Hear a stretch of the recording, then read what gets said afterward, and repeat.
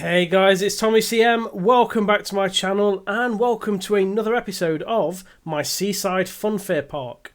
As we discussed in the last episode, or the very first episode of the series, my new challenge now is to build a Funfair Park that is located on the coast. We're not talking a park similar to Blackpool Pleasure Beach, as that is like a fully fledged theme park on the coast. We're talking more sort of Skegness, Great Yarmouth, sort of. You know, if we're talking British parks, anyways, British areas, really sort of tacky fun fair. It's like a permanent travelling fair. Is how I know that's a bit of a oxymoron, but a permanent travelling fair. Think of it as. So yeah, we last time we put in the road and the infrastructure, I discussed how all along here there's just going to be a row of buildings and shops, just to make this like a full-on high street. There's going to be some more buildings here in between this and the park. There's some side attractions down here. There's a high ropes course, and then we have the sea. So the first attraction is going to be going in the park in this episode, and that first attraction is, drum roll, a log flume. So yeah, a log flume is going to go in. It's not going to be a massive themed log flume. It is going to be cheap, tacky, simple, basic, just as you would expect at a seaside funfair park. So yeah, the challenge obviously in this park is going to be about the sort of lack of detail and making it realistic in that manner, if that makes sense. So yeah, I will begin making the log flume. And here we have the log flume. So this is, hopefully this kind of gives you a bit of an idea of the style of the park. As I've said, it's going to be a sort of seaside fair, not a travelling fair, but like seaside rides and amusements, if I can talk properly. So yeah, it's going to be that sort of vibe. This log flume was kind of based off the one at Skegness, which you can just see here. This is this is sort of the style I've gone for, which you can sort of see by these little sort of arched plastic covers here, just to increase how much the guests get wet. But generally, it's a very, very basic ride. They're not going to be massively detailed, massively themed. It is going to be basic, cheap. That's the style I'm going for. I've called it Loggers Flume because these types of places don't tend to have a great imagination when it comes to ride names. I've got a little building here just for like I'm just kind of assuming this is like a bit of a pumping station.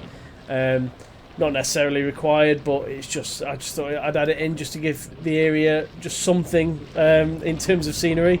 You can see the pipe hanging out.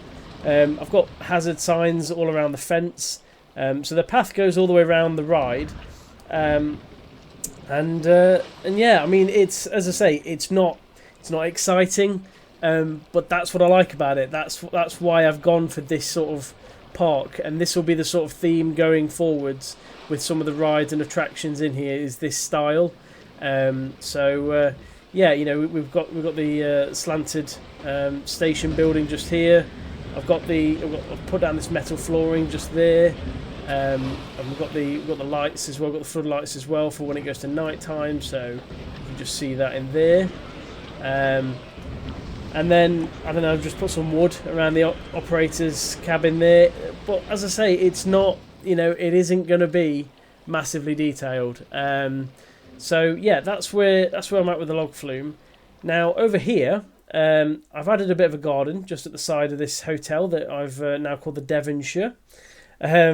So I've put that in there. Now I'm going to be putting in another building along this area. And what I'm thinking is I'm going to start on this edge just here.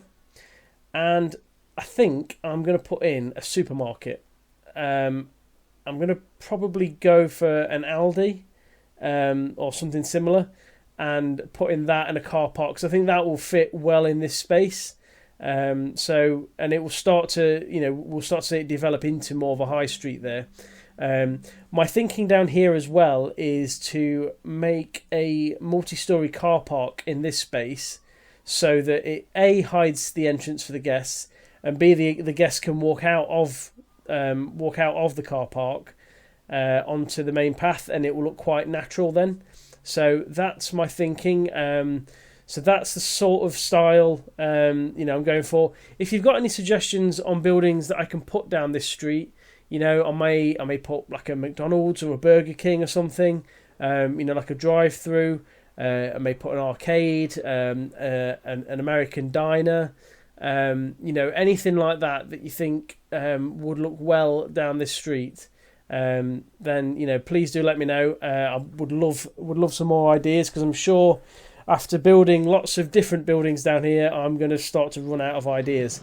So but my task for the rest of this episode is to put in an Aldi and the car park for it in this corner space just here. So I will see you shortly when I've completed that.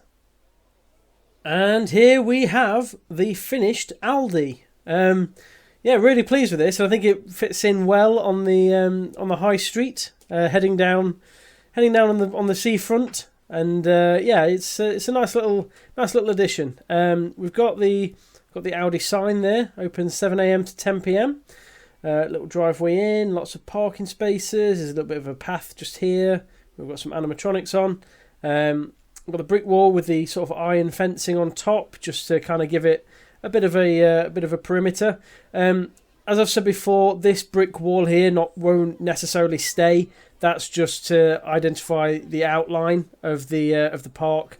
So this won't be brick on both sides, because I want people to be able to look in and see the rides and the attractions. That will move with time. But we've got all the lights outside. We've got the lamppost going around here just to light up the car park. So if it goes to night time, then it is all nicely lit up just there. And then if we go inside the Aldi, we go in here, and the first aisle you come to is the fruit and veg, obviously. So there's lots of fruit and veg. Then you go down to the stacked shelves, and in Aldi there's always things that are missing, so obviously these are just empty shelves. You've got the checkouts just here.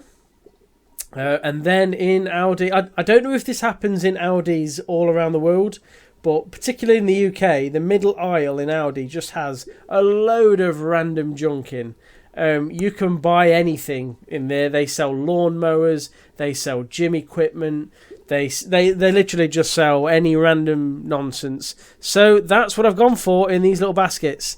There's pumpkins, there's water sprinklers, there's vases, there's trumpets, tyres, just anything you want is there. And then over here we've just got some storage boxes. We've got the checkouts just here. You go down and then you pack your bags at the end on that shelf that they put in. So that's inside my little Aldi.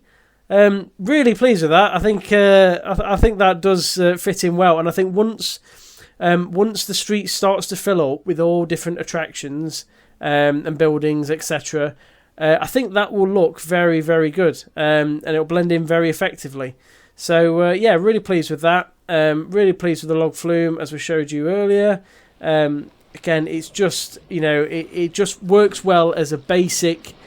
It's supposed to be deliberately rubbish, deliberately bad, and deliberately cheap, and that's the feel I'm going for. So there will be minimalistic theming, but where I can, there'll be sort of detailed scenery to make the simplicity of the ride, if that makes sense. I really hope it does, because it does in my head.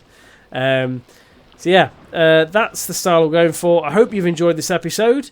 It's nice to see a bit of progress coming along now. So we've got the first attraction and the second building down the street. If you have enjoyed, please do give it a thumbs up. Please do subscribe so you don't miss out on the rest of this series. I'm going to have some fun coming up with the high street. And do let me know anything you would like to see, anything you want to suggest. Names of buildings, names of rides, sorts of rides you think would be good in here. And also sorts of buildings down the street as well. Let me know all of that, and other than that, I shall see you in the next episode. Thank you very much for watching. Goodbye.